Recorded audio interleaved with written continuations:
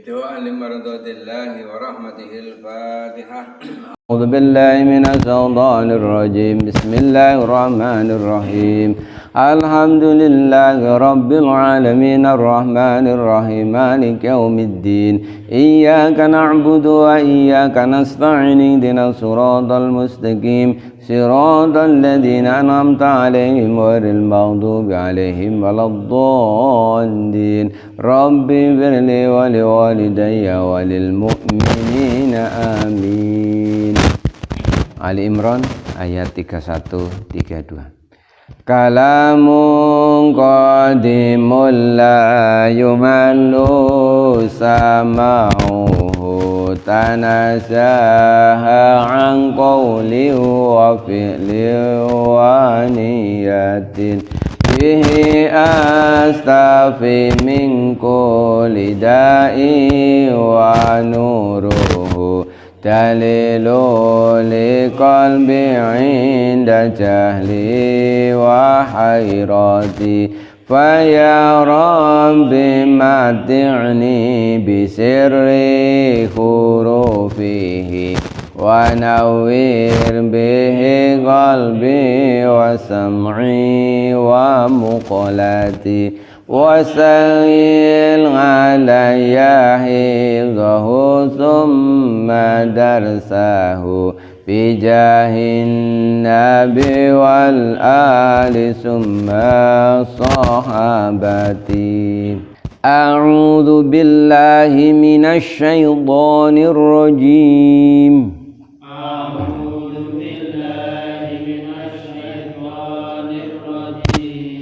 Bismillahirrahmanirrahim.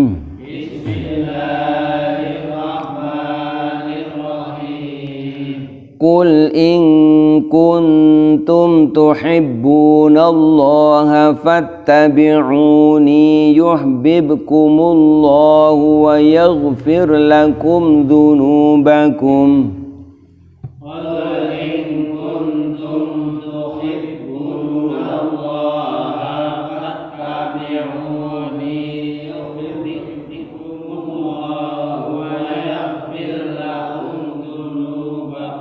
Wallahu ghafurur rahim.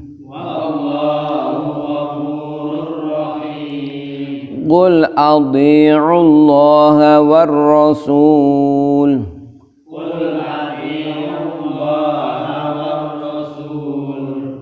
Fa in tawallaw fa innallaha la yuhibbul kafirin.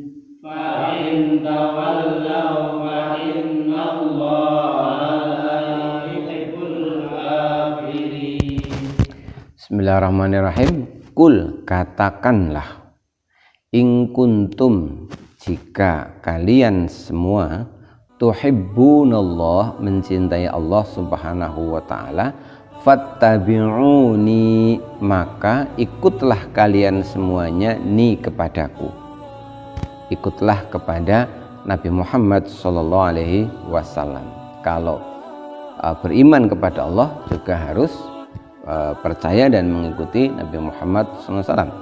Yuhibbukumullahu, kalau bisa seperti itu, ya mencintai Allah, mengikuti Nabi, maka Allah akan mencintai kalian. Wa yaghfir lakum dunubakum, dan Allah akan wa yaghfir, mengampuni, lakum, untukmu sekalian, dunubakum, dosa-dosa kamu sekalian.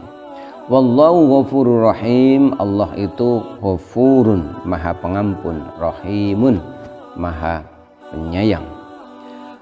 Kul, katakanlah, ati'u, taatlah kamu sekalian, Allah war rasulah, kepada Allah dan utusannya. Fa in tawallau, maka apabila kalian berpaling, fa innallaha, maka sesungguhnya Allah la yuhibbul kafirin, Allah tidak menyukai orang-orang kafir. Dua ayat ini merupakan penegasan bahwa syarat keimanan seseorang itu memang diantaranya harus sepaket percaya kepada Allah, mengikuti Allah, juga mengikuti Rasulnya. Jadi Allah dengan Nabi Muhammad tidak bisa dipisahkan.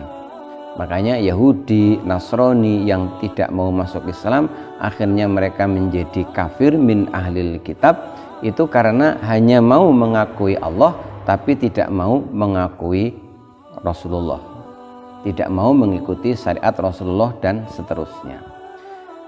Katakanlah, jika kamu sekalian mencintai Allah, maka fattabi'uni, maka kalian juga harus mengikutiku, kata Nabi Muhammad SAW.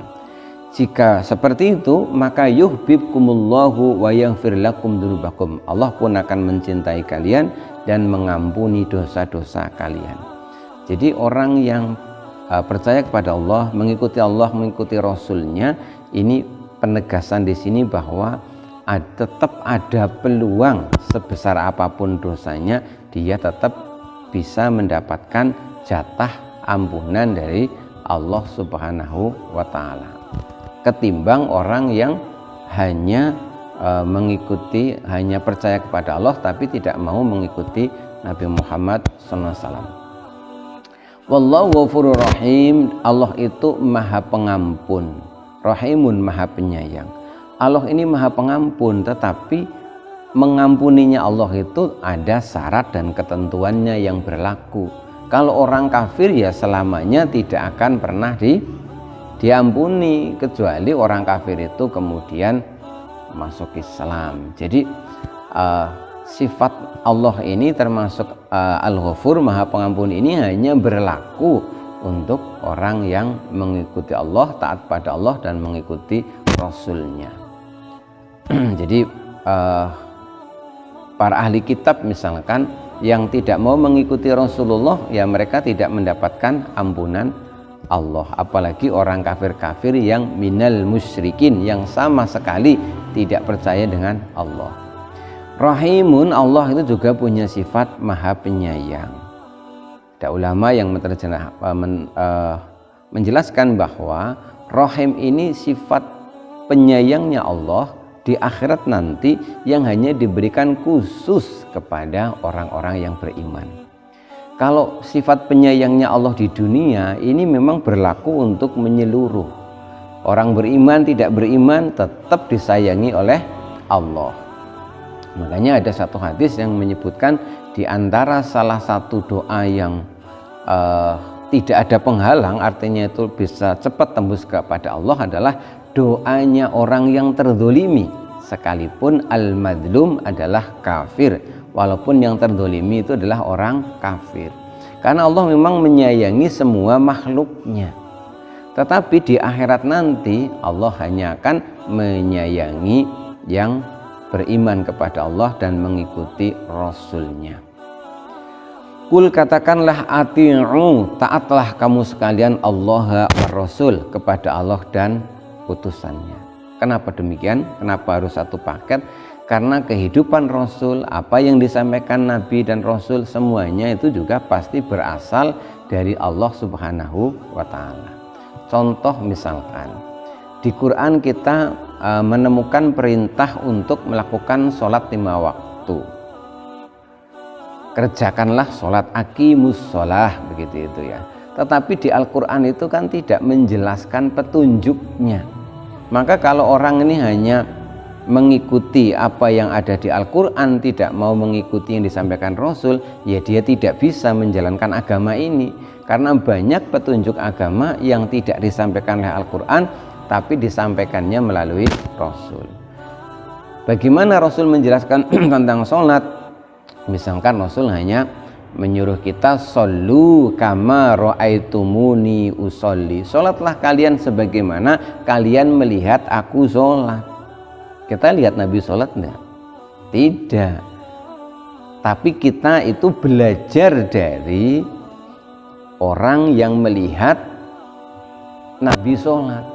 Apa kita belajar dari sahabat Nabi? Tidak. Tapi kita belajar dari muridnya, hingga kemudian sampailah kepada kita. Jadi taatlah kepada Allah, taat pula kepada Rasul. Fa in tawallau, maka apabila kalian berpaling tidak mau taat ini, fa innallaha la yuhibbul kafirin, maka Allah tidak akan mencintai orang-orang kafir. Di antara bentuk bahwa Allah membenci orang kafir, sekalipun orang kafir di dunia itu sepertinya seakan-akan hidupnya itu lebih kepenak, tapi sejatinya rizki yang diterima oleh orang kafir itu adalah rizki yang istidraj istilahnya. Rizki itu ada rizki berkah, berkah itu yang ziyadatul khair, yang terus menerus bertambah kebaikannya. Ada rezeki yang harus hati-hati yang namanya rizki istidraj. Jadi dengan rizki itu rizki tidak berkah, kita itu rizki tersebut justru malah menjadikan kita mendekati kepada keadaan yang akan mencelakakan. Nah, rizki istidraj ini pasti didapati oleh orang-orang kafir. Orang kafir itu misalkan merasa mencari harta itu mudah karena mereka tidak terlalu berpikir halal haram. Di dunia mungkin mereka berpikir sama saja, tapi di akhirat sesungguhnya tidak sama antara rezeki yang berkah dengan yang tidak berkah. Nah, sebagai orang yang beriman juga harus hati-hati dengan tadi yang saya sebutkan, yang rezeki istidraj itu. Jadi rezeki yang kita terima itu ada kalanya itu berkah, menambah kebaikan kita untuk beribadah, tapi kalau tidak hati-hati kadang-kadang rezeki yang kita terima itu menyebabkan kita jadi males ibadah. Jadi kita bisa ngecek ini rezekiku berkah atau tidak. Kalau dengan rezeki ini saya jadi enak ibadah, tambah ibadah, oh berarti ini insya Allah rezeki berkah. Tapi kalau dengan rezeki ini saya kok jadi males ya ibadah ya, nah ini harus hati-hati, karena rezeki itu kalau tidak hati-hati yang istidraj tadi makin menjauhkan kita itu dari Allah Subhanahu wa Ta'ala. Banyak contoh, misalkan sahabat Nabi yang bernama si Sa'labah misalkan, yang tadinya miskin minta didoakan kepada Nabi agar jadi orang kaya. Akhirnya kemudian oleh Nabi didoakan dan diberi hadiah sepasang kambing. Lalu dia mulai menggembala kambing, kambingnya beranak makin banyak. Lama-lama itu sholatnya sering terlambat, lama-lama tidak ikut jamaah dan sebagainya. Itu contoh yang dialami sahabat Nabi yang bernama Sa'labah itu. Nah, dalam kehidupan ini ya banyak terjadi rezeki yang seperti itu. Demikian untuk ayat 30 dan ayat 31 dan 32. Besok kita lanjutkan pada ayat yang selanjutnya. Billahi taufiq wal hidayah wa ridwan wal inayah. Wassalamualaikum warahmatullahi wabarakatuh.